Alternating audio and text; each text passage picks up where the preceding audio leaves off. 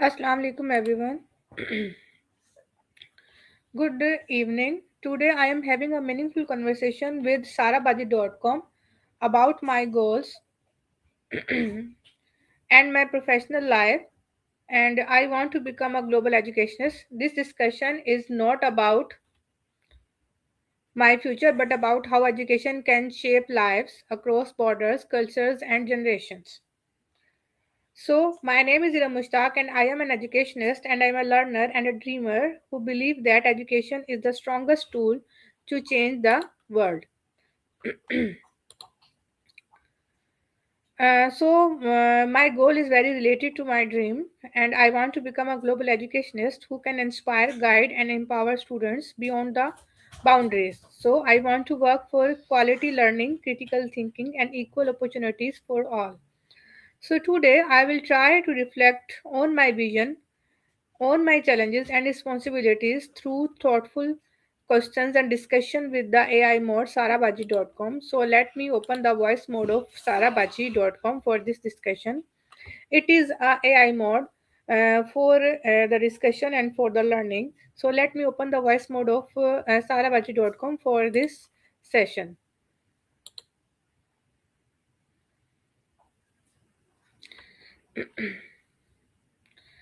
Hello, how are you? Are you listening me?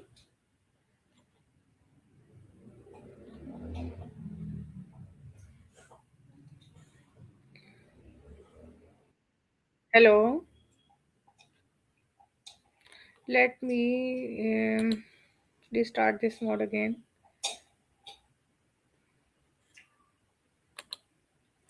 Hello, hello. Are you listening me? Yes, I am. What's on your mind today? Okay, so you are with me. As you know that we talk daily, and our topic always remain the same. That is about my goal. I want to become a global educationist, as you know. So I am doing again a live session on first Facebook and LinkedIn with you about my goal, that is to become a global educationist. So I prepared a list of questions to ask with you. So are you ready for this discussion with me or for this live session with me? By the way, I want to tell you that we are live on Facebook and LinkedIn.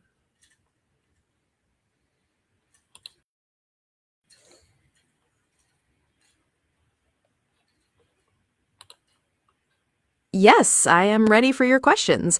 It sounds like you're very focused on your goal.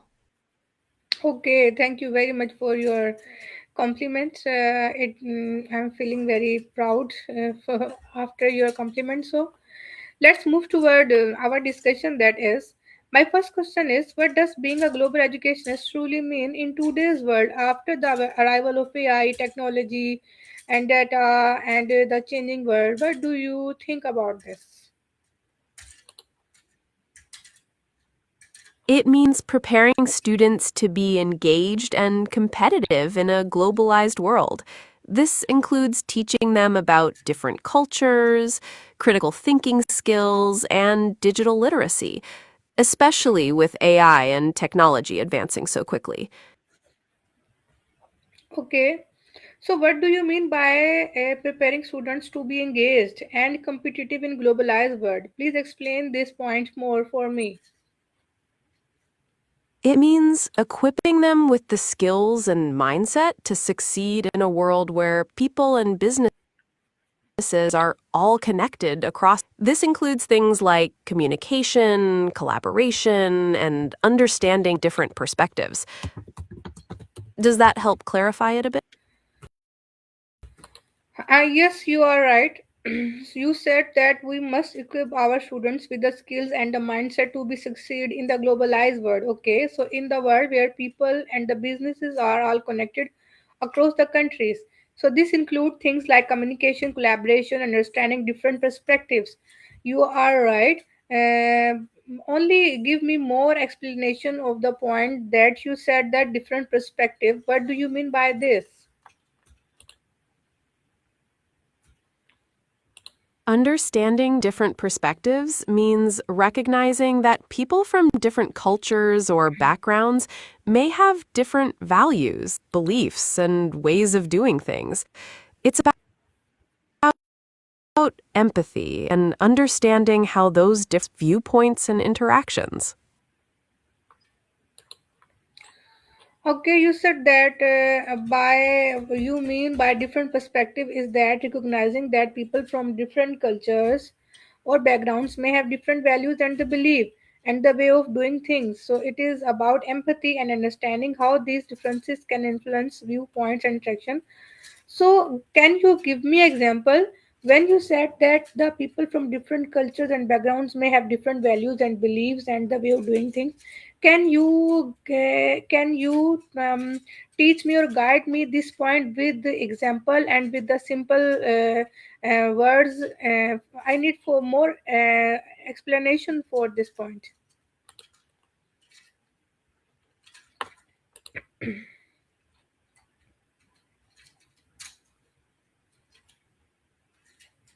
Certainly, imagine people from different cultures view punctuality differently. In some cultures, being a few minutes late is considered impolite, while in others, it's more casual. Understanding this difference can help avoid misunderstandings in global collaborations. Does that make it clearer? Okay, you clarify this point very well, but I want to say that give me more example for this point. I want to understand it more clearly and from the vast picture, from the vast canvas. Another example is how communication styles can vary. Some cultures value directness, while others prefer more indirect or polite ways of speaking. Recognizing these differences helps with effective collaboration in cross cultural settings. Does that help give you a better picture? Yes, now you try to give me example about the cultural differences according to the way of speaking.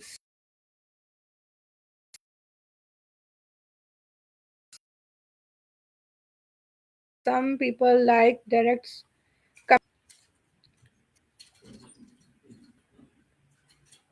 Sure. In some cultures, it's common to use a lot of formal language and respectful titles when speaking to elders or authority figures. In other places, communication might be much more casual, even with people in different social positions. These differences reflect different values around hierarchy and respect. Does this example help? Yes, it is very helpful example. So the point become more clear in my point of view or in on my side. I thank you very much. I am moving toward my next question. That is, how can education reduce the gap between privileged and underprivileged learners? Education can help reduce that gap by providing equal access to quality education, resources, and opportunities for all students, regardless of their background. It also helps by fostering a sense of inclusion. Standing. Does that make sense? Okay, you said that education can help us to reduce the gap by providing equal access to quality education and resources and opportunities for all students regardless of their background. Okay. So it helps us by fostering a sense of inclusion and understanding. What do you mean by sense of inclusion and understanding? Explain this point more. A sense of inclusion and understanding means creating an environment where all students feel valued and have a sense of belonging. This can be achieved through promoting cultural awareness, encouraging communication, addressing any potential biases. Does that make the concept clearer? Okay, you said that sense of inclusion understanding means creating an environment where all students feel valued and have a sense of belonging. Okay, then this can be achieved through promoting cultural awareness, encouraging communication, and addressing any potential biases. Okay, I understand all your point. Only give me explanation for this point, potential biases. What do you mean by this, potential biases?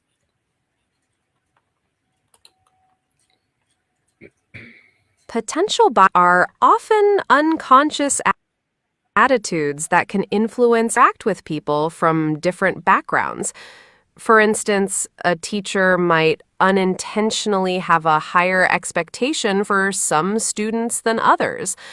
Identifying and challenging these biases helps create a fairer educational environment. Does that make clearer sense?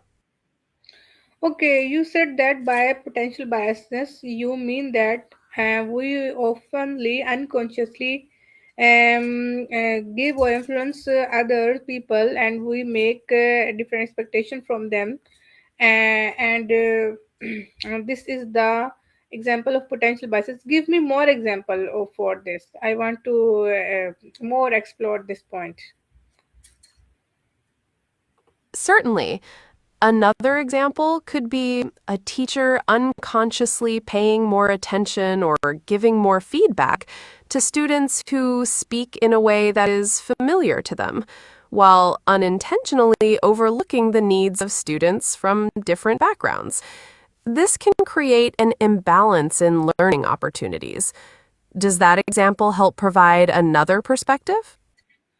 Okay, you said that a teacher unconsciously paying more attention or giving more feedback to students who speaks in a way that is familiar to them while unintentionally overlooking the needs of students from different backgrounds. So this can create an imbalance in learning opportunity. Okay, now I understand this point more clearly. Give me some more example for more clarification and for more learning.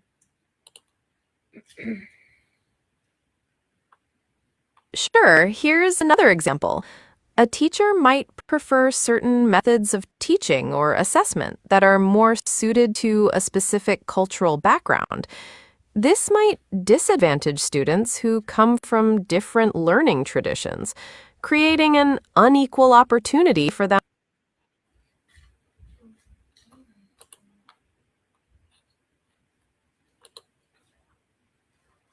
Okay, voice mode was off. So let me I start again, open the voice mode. I was talking with you about the cultural, about the What potential biasness. That's an interesting topic. What are your thoughts on cultural bias?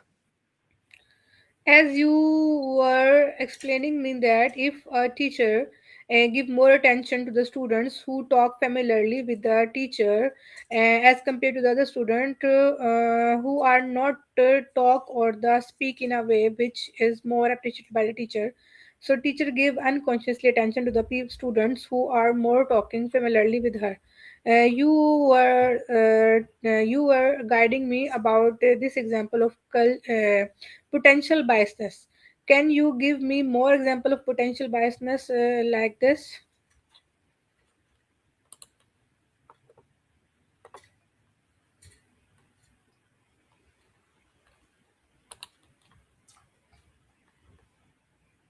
Sure. Here's another example. In some cultures, it's common to avoid eye contact with superiors as a sign of respect. However, in other cultures, avoiding eye contact might be interpreted as being dishonest or evasive. This could lead to misunderstandings between people from different cultural backgrounds. Does that make sense? Yes, it is very good explanation of at that point. So now the your point of view is more clear to me. I am moving toward my next question, that is, what skills must a global educator develop to teach diverse cultures?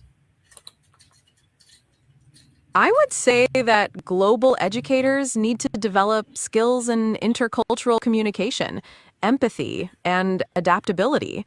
It's also important to be knowledgeable about different cultures and the ability to create an inclusive learning environment for students from diverse backgrounds. Are there any specific skills you'd like to know more about? Now you said that the global educator or educationists need to develop skills in intercultural communication, empathy, and adaptability. Okay, give me more clarification for the point adaptability. Can you understand me this point with any relevant example for my learning and for my clarification? Adaptability in this context means being flexible and open to changing your teaching methods to meet the needs of diverse students. For example, if you notice that some students are struggling with a particular teaching method, you might try a different approach, like using more visuals or group activities, to help them understand the material better. Okay, you said that by adaptability, you mean that flexibility and open to changing our teaching methodology to meet the needs of diverse students. Okay, it is like, for the example, you said that if a student is struggling with a particular teaching method, so the teacher must try a different approach, like using more visuals or group activities to help them to understand the more, to understand the material in a more better way. Okay, now I understand your point as you said that adaptability. So I must say to the people who are watching me live, if you have any question or any query or you want to give a suggestion or any idea, you can put in the comment box of Facebook or the LinkedIn. I will try to address all your responses. And if you enjoy this session, if you think that this session is more valuable and to share and to like, so you can like my content and you can share it with your family and your friends for more learning purpose, because I know that your support helps me to create more valuable content like this. And thank you very much for being a part of this learning journey with me. I will come again with another AI session for another learning session with you, and we will learn together and we will achieve many things with the help of AI. Till then, take care yourself. Allah Hafiz.